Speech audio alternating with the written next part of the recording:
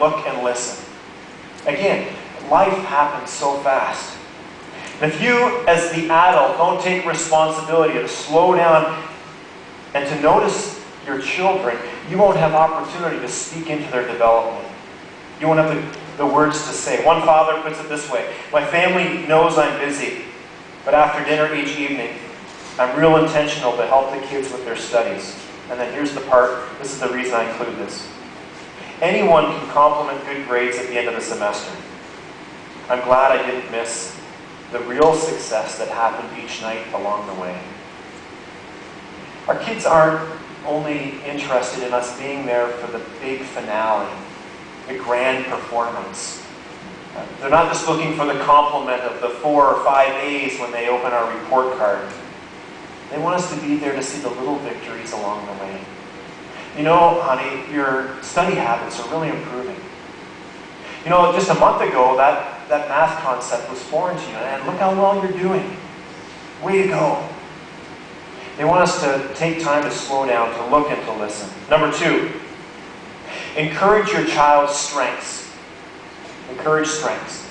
Each year, this church sends a team of 15 or 20 people to an event called the Leadership Summit.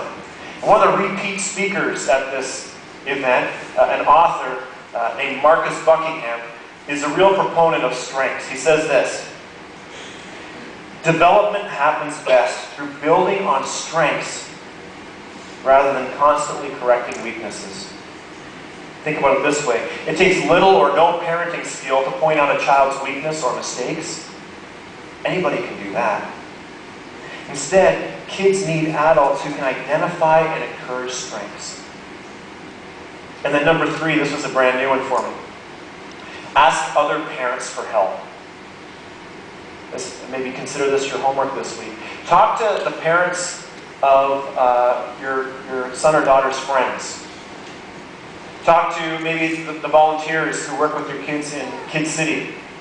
Or talk to people in your home group who know your children, and ask them what strengths they see your daughter or your son displaying. Preface the question with why you ask. Say to them, I'm trying to focus on my daughter's strengths these days. Have you noticed something in her that I can encourage? Chances are that adult will be able to speak a word to you that you can contextualize and pass on to your daughter. And if he or she is a parent, they'll probably ask you to give a word about their kid as well. So ask other parents. Number 4, look for opportunities to increase trust in your child. Now, these are all around you each and every day. When you go to fill up your tank at the gas station, you can have your son clean the windshield. You can have older siblings watch younger siblings. It's not always a good idea, but sometimes it can be a good idea. You can give them other responsibilities, like invite them to volunteer at River City alongside you. We see a lot of people on our SAT team taking their kids who are also volunteers. I think that's an excellent way to instill trust in your children. And when you do this, and when you aren't constantly looking over their shoulder and repeating instructions to them, your son or daughter will feel trusted. And that's an important thing. And I would say keep in mind, there's more at stake than just the work getting done. In fact, focus on your child's development far more than on whether or not there's a smudge on the windshield after they clean it for you. Number 5, express steadfast belief in your child when you're in the context of others and that child is in the room. I blew it on this one. Just last week we were at a family gathering on one of my sides of the relatives, and one of my relatives was lamenting about his daughter and a growth area that she had, and instead of just offering a listening ear or trying to change the subject since she was in the room, I did something really stupid. I said, I know my daughter has the same growth area, don't you, Allie? Not cool.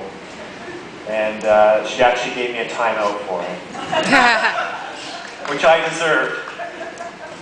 More importantly, I made a conscientious decision to always express belief in my children when we're together in the context of others. And then finally, number 6. This is a really cool one, especially for those of you who have children maybe over the age of 8. Ask your kids, what do you think?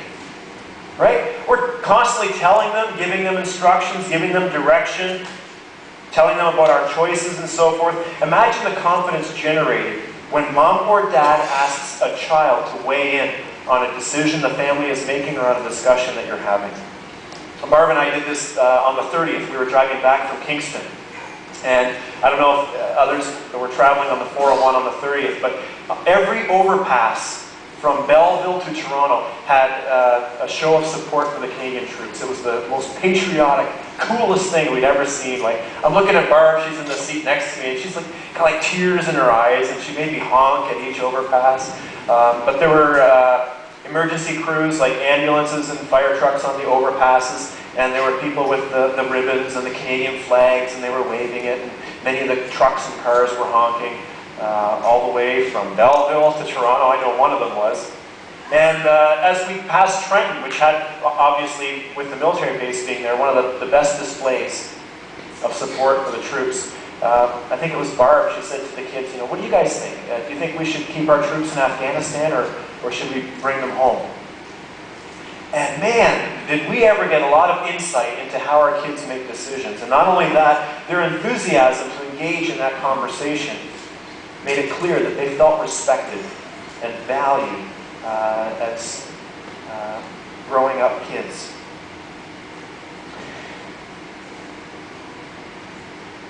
And God Himself provides the ultimate example of how to express belief in children. When, in the presence of everyone gathered at Jesus' baptism by the Jordan River, He said this audibly. I'm reading from Matthew 3, verse 17. "This is my Son, whom I love. With Him I am well pleased." Now God's timing couldn't have been better. This statement is made immediately at the start of Jesus' public ministry. And it's made immediately before He's led by the Holy Spirit into the wilderness to be tempted by the devil. Imagine how affirming that was for the Son to hear. "This is my Son, whom I love. With Him I am well pleased." And it's not the only place that God does this. Matthew 17, on the Mount of Transfiguration, Jesus is on a mountain with Peter and James and John. And the voice of God thunders from heaven. "This is my Son whom I love. With Him I am well pleased." And again, it's not just coincidence. It comes immediately after Jesus' first declaration that He was going to die. Just makes that declaration to His disciples in the chapter before. And then from that moment, it's like a turning point in Jesus' ministry. He goes from His whole teaching and healing ministry to the journey toward Jerusalem, where He dies on the cross. Do you think it mattered for Jesus to hear that at that time? Most definitely.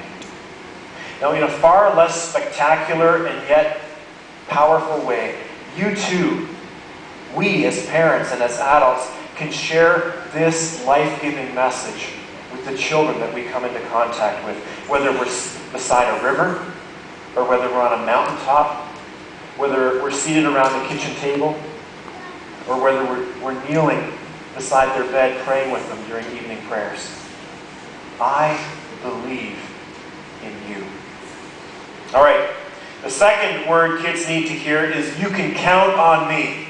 You can count on me. More than us adults realize, and I'll comment on this next week or the week after, but more than us adults can realize, children feel unsteady and desperately want to grab hold of something reliable, the hand of someone who's trustworthy. No matter what the circumstances, you can inject confidence and stability into the youngsters in your life when they believe that they can count on you. Kids need to know that they can count on you to care, count on you to support, count on you to understand, but mostly, they need to know that they can count on you to keep your commitments. I'm not going to spend a lot of time on this second word because that's the number one way that we can communicate that our kids can count on us is by keeping our commitments. So if you remember one thing from this morning, it's this: keep your commitments. I see it all the time. I visit the children's ministry in the morning and sometimes after the service, and you know the volunteers, the adult volunteers that the kids are most likely to connect with and talk to when they have a tough day or when something's not going right,